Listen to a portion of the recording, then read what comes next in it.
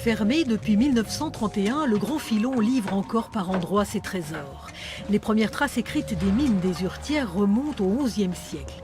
Elles étaient alors les plus importantes de Savoie, riches en fer. Le cuivre et l'argent ont aussi été exploités ensuite à travers ces dédales de galeries creusées par l'homme. Un travail mis en valeur aujourd'hui.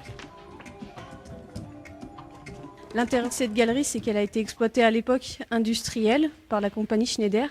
Et en fait, c'est une vraie mine d'exploitation. Donc on est en plein dans le minerai, on est dans le dépilage du filon. On retrouve aussi plein de vestiges de l'exploitation minière, des wagonnets, des plaques tournantes, des rails, etc. De plus, les aménagements qui ont été faits ont été minimums pour garder justement l'aspect le plus authentique possible.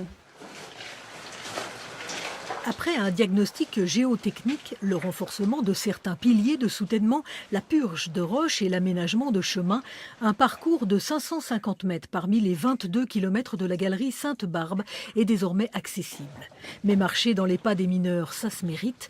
Pour atteindre l'entrée de la galerie, il faut monter par le sentier des mines de 300 mètres de dénivelé pendant 1 heure. Le sauvetage des galeries que l'on a pu faire, c'est véritablement aussi un pari sur l'avenir. Nous aurons sauvé au moins 500 mètres de galeries au niveau du Grand Filon et des mines des Urtières.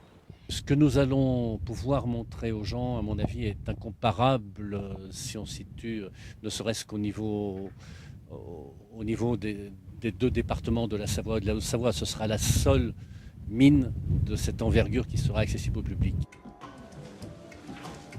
Le musée s'appelle le Grand Filon parce qu'il y avait un seul grand filon de minerai de fer. Il y a eu des événements géologiques qui ont fait qu'il s'est fracturé en 5 plus petits filons.